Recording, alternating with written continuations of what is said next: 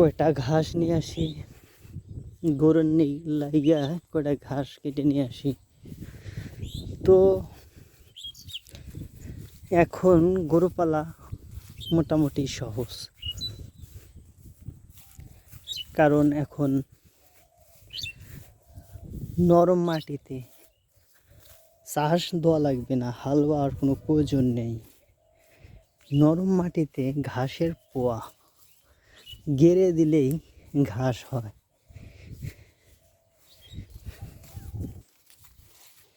সেই ঘাসে শুধু একটু পানি, সময় মতো পানি দিলে যথেষ্ট। আপনার ঘাসের মধ্যে আরও নানান ধরনের ঘাস জ্বলাবে। এমনি ফসলের ক্ষেত তো পরিষ্কার রাখতে হয়, নিড়ান কোরান আবি যাবে, কিন্তু যেহেতু ঘাসের ক্ষেত, নিড়ান কোরানের কোনো প্রয়োজন নেই। ঘাস লাগিয়ে শুধু পানি দিতে হবে।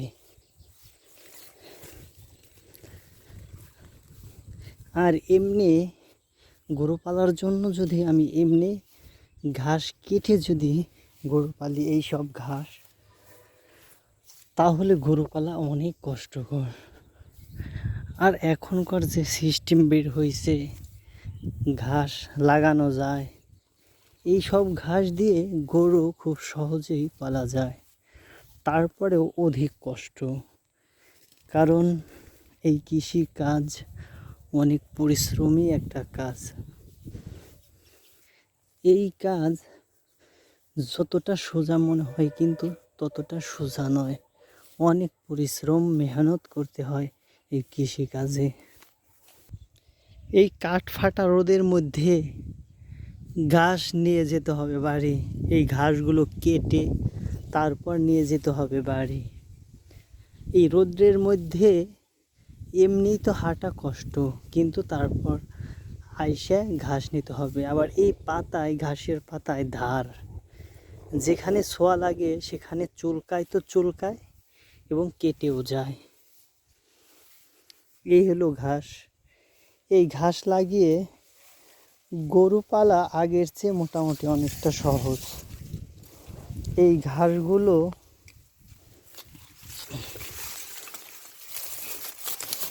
ঘাসগুলো কেটে কেটে নরম অবস্থায় বিভিন্ন জায়গায় মাটিতে পুঁতে দিবেন। পুঁতে দিলে ওখান থেকে ছোট ছোট গাছ হবে। এই গাছগুলো দেখতে আখের মতো, কুশলের মতো। এই গাছগুলো দিয়ে আপনি অনায়াসে খুব সহজে গরু পালতে পারবেন।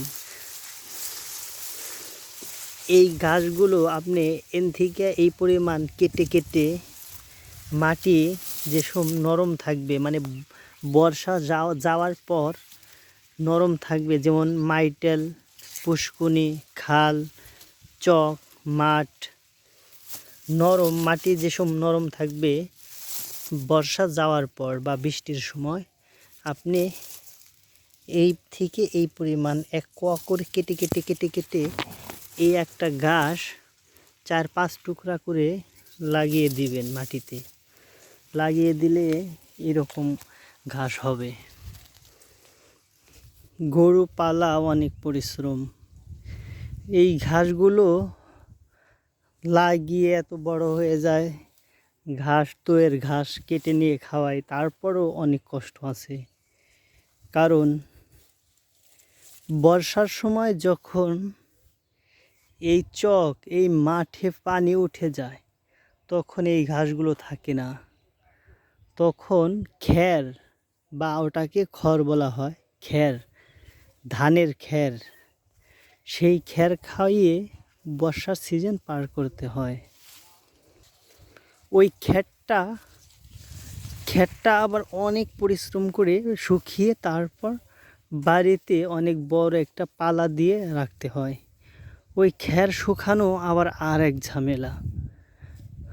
আপনি যদি ধান বোনেন, ধানের বতন নিতে হবে, সেটা অনেক পরিশ্রম।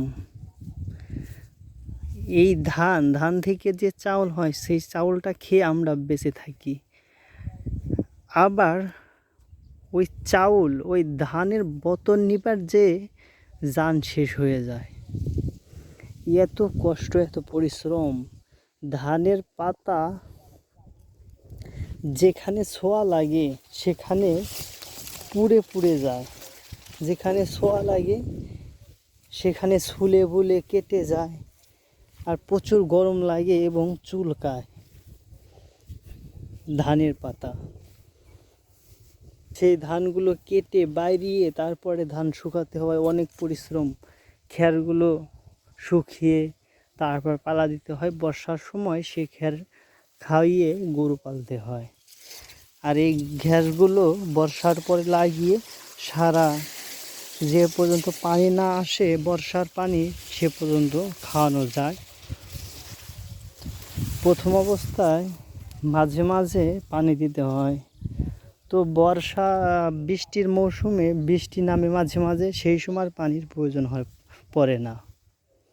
এই ঘাসের খাদ্য হলো ইউরিয়া সার এবং পানি। পানি এলো প্রধান খাদ্য এই ঘাসের। আমরা যারা কৃষকের উন্নতির প্রধান উৎস হলো গরু পালা। আপনি যদি মেহনত করে গরু পালেন, আপনি কৃষক, আপনার ঘরে আপনি ধান লাগান, ধান থেকে ধান শুকান, ভাঙ্গান, ওখান থেকে আপনার কুড়া হয়, ওই কুড়া আপনি গরুকে খাওয়াতে পারবেন, এবং যে খ্যারটা হয় ওই খ্যারটা আপনি গরুকে খাওয়াতে পারবেন।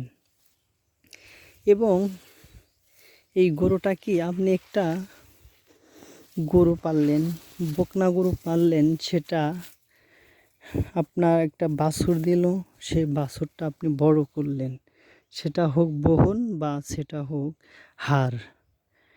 সেই হাড়টা বড় করলে আপনি একটু কষ্ট করে খাওয়িয়ে ৮০-৯০ হাজার টাকা বিক্রি করতে পারলেন।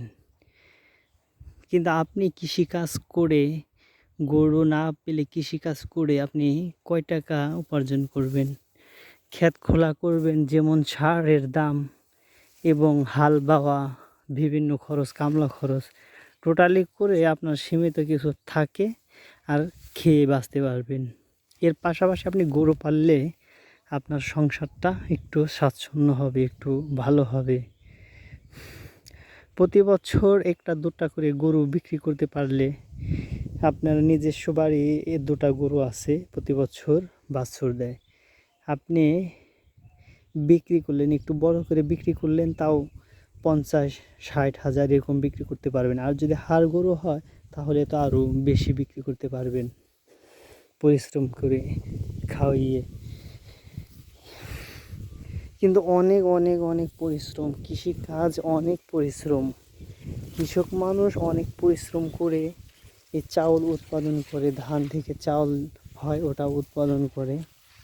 এই গরুগুলা অনেক মেহনত করে খাওয়িয়ে বড় করে। শাক সবজি অনেক মেহনত করে, কৃষক অনেক পরিশ্রম করে।